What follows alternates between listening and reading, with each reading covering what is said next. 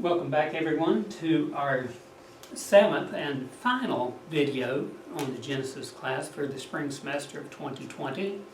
Hope everyone has gotten some good information from these lessons the last several weeks, last couple of months since we've had to end the in-class and do the video classes. I hope you're enjoying these. I hope they prove useful to you. This class will wrap up the book of Genesis. We've been looking at Joseph in Egypt, how that now Jacob ends up going there. He sends 10 sons to Egypt, and skipping a lot on the life of Joseph.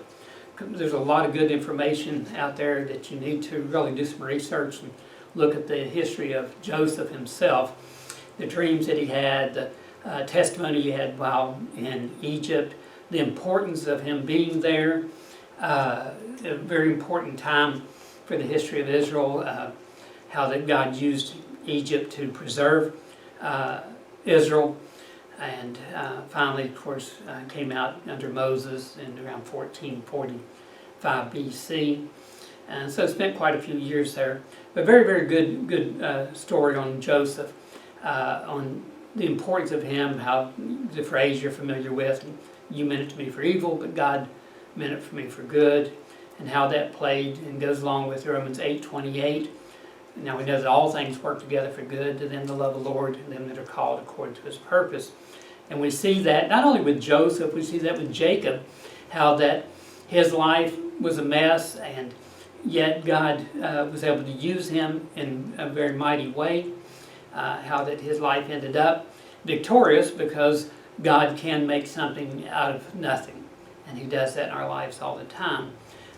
Looking here now at Jacob sent his sons into Egypt because of the famine that had been predicted, the 7 years of good and the 7 years of bad, how that Egypt was able to store up during their 7 years of good, and so that when the famine years came, they had reserves and was able to share with other nations as well. So, God not only did use Egypt in the history of Israel, but he used Egypt in the history of the known world at that time.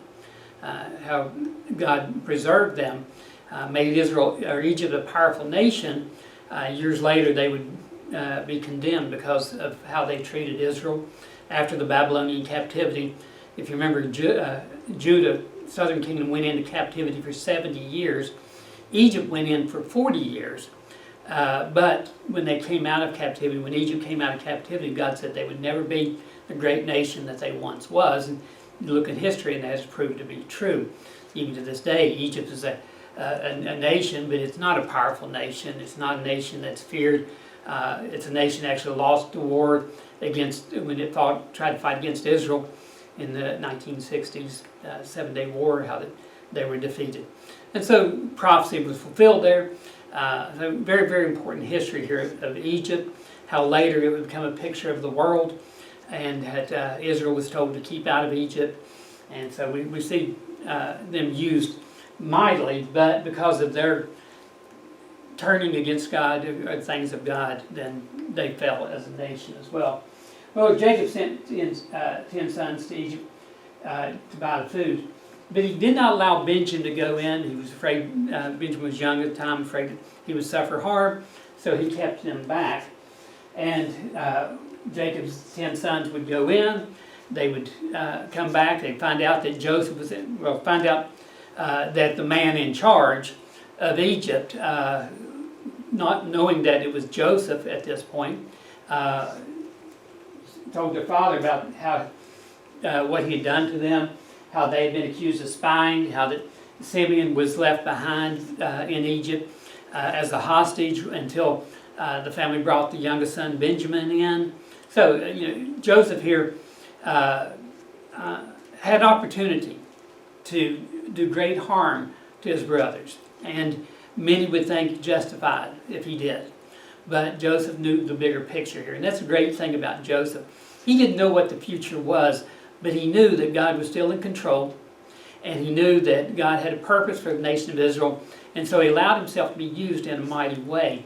Instead of trying to take revenge out and wiping out all his brothers, God allowed Joseph to preserve not only his brothers, but his father, later Benjamin, when Benjamin is brought in as well. Rebecca, Rebecca is a very important character in the Bible. Of course, Jacob's wife. She died, we know, when giving birth to Benjamin. She died and was buried in Bethlehem. In fact, Genesis 35:19 is the very first mention of Bethlehem in the Bible. I think I might have mentioned in one of the earlier classes on video that Bethlehem today, there is Rebecca's tomb right on the edge of Bethlehem as you go into Bethlehem from Jerusalem side. That the tomb is there, and that today it's used as a good luck charm, I suppose. That's what you want to call it. A belief among the Orthodox Jews that if a woman wants to have a child, that her and her husband go down to the tomb and they pray at the tomb, and God will allow them to have a child. Of course, it's superstitious. That's not biblical by any means, but interesting take on the history of Israel and how they've used the things of God and actually, unfortunately, corrupted them at this point. And so, but we do see the very first reference to Bethlehem. Of course, obviously, Bethlehem's an important biblical city.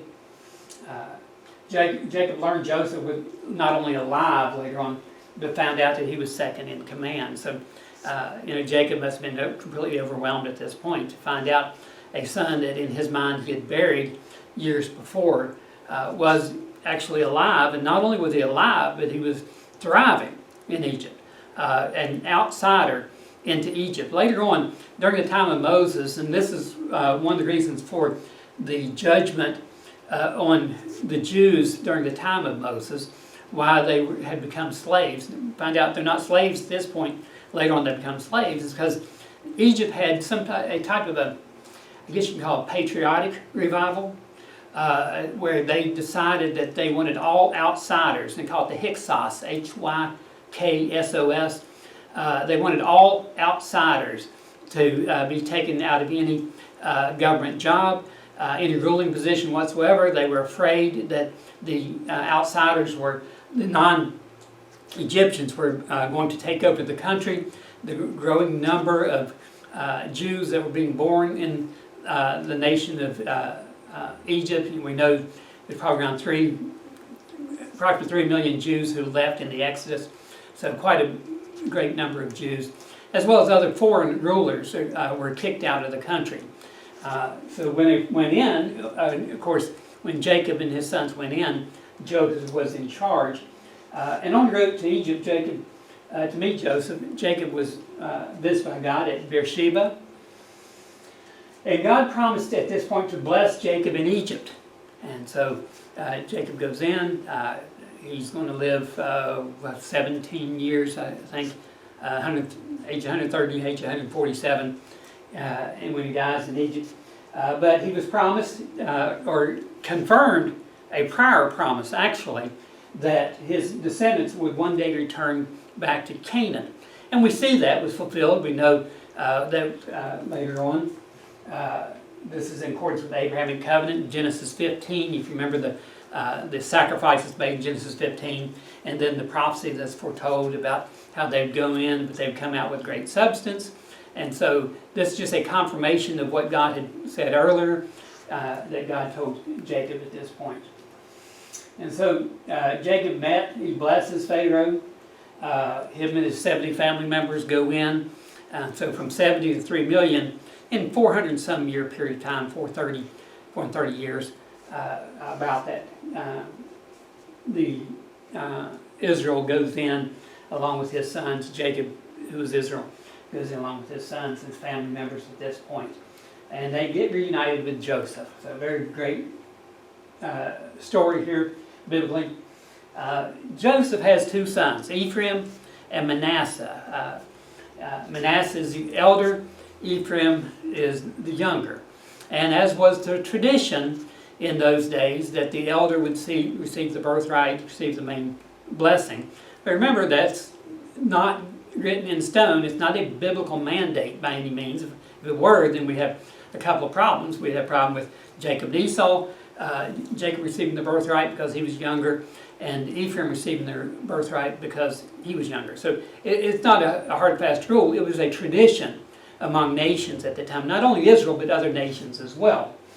And so Jacob here blesses his grandsons. Jacob is about to die at this point, so he calls for his grandsons to come in. And he predicted Ephraim would become greater than Manasseh. And of course, Ephraim did become one of the greater of all the tribes. Unfortunately, became the head of the northern kingdom of Israel. But nevertheless, they were greater than Manasseh. Even though Manasseh, if you remember, had two territories when they went in. Remember, half of the tribe of Manasseh wanted to live on the east side of the Jordan. The other half wanted to live on the west side of the Jordan, and God allowed that to happen. So Manasseh, Gad, and Reuben, if you remember, were the inhabitants of the east side of the Jordan in the days of Joshua, when the children of Israel went into the promised land. Half-tribe Manasseh, Gad, and Reuben decided they liked the property there, and God allowed them to maintain that property as long as they went in with the rest of Israel to fight for the land of Canaan. Jacob then blesses his 12 sons. This is, again, the tradition among the Jews at this time, and to give the birthrights out, the blessings. Of course, these are not necessarily the birthrights here, but a prediction, a review of the life of Jacob's sons, a very quick review. Some things mentioned, not everything mentioned by Jacob, of course, at this point, but also a preview of what was to come. And so we see here, Jacob called unto the sons and said, gather yourselves together, that I may tell you that which shall befall you in the last days. And so each son he brings before him, and he reviews and previews their lives and the tribes that they would one day found. Of course, Jacob's sons here, and I'm not expecting you to get anything out of this as far as writing it down for the lesson or anything, just simply the names of the sons: Reuben, Simeon, Levi, Judah, Dan, Naphtali, Gad, Asher, Issachar, Zebulun, Joseph, and Benjamin. Just to list the tribes out here, not in any great birth order or anything, but just to list them out.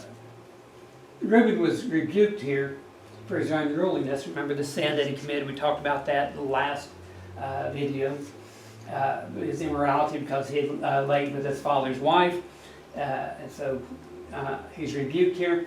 And you know, the position of firstborn would have been the highest position, of course. And apparently he's being demoted from that because of his sin. Simeon and Levi, they were also rebuked for their uncontrolled anger and cruelty. Simeon, kind of the most unique of all the tribes in a sense, as far as the land that they received, is because they received their property inside of the tribe of Judah. And so all of Simeon's borders were surrounded by Judah, down to the southernmost part of Israel at that time. But the Bible really doesn't tell us why they were like that, but we do see that they were actually within the tribe of Judah.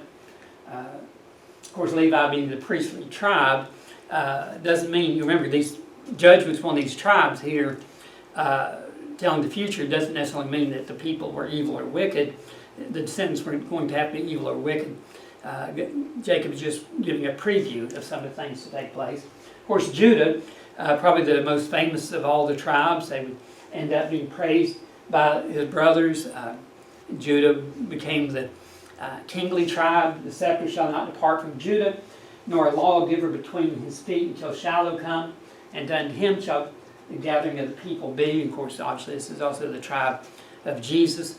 So it's a royal tribe. Genesis 49:10, the scepter, and very importantly, the tribe that Jesus would come forth from. He would destroy his enemies as a lion would. The lion of the tribe of Judah, the symbol of Judah, of course, was a lion itself.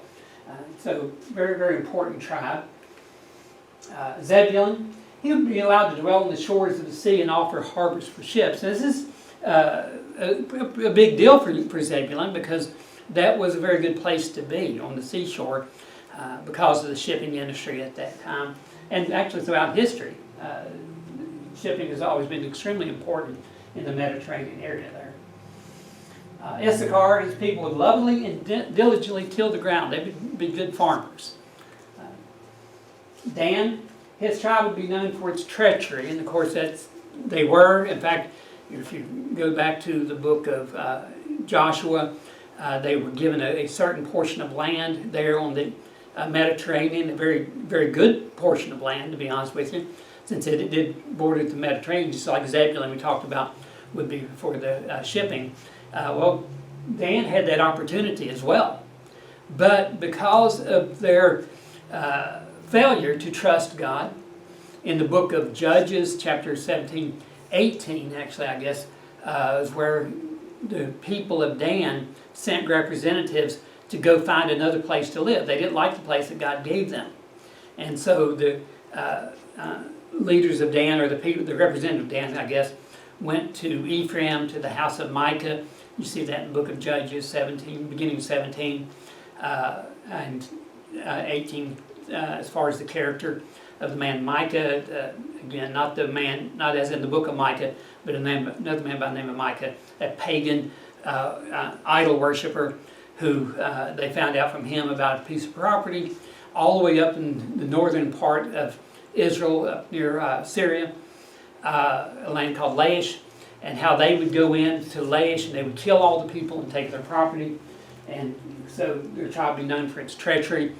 As I mentioned last time, this may be why Dan is not mentioned in the book of Revelation, chapter 7, as being one of the 12 tribes of Israel who would send out the 144,000 witnesses.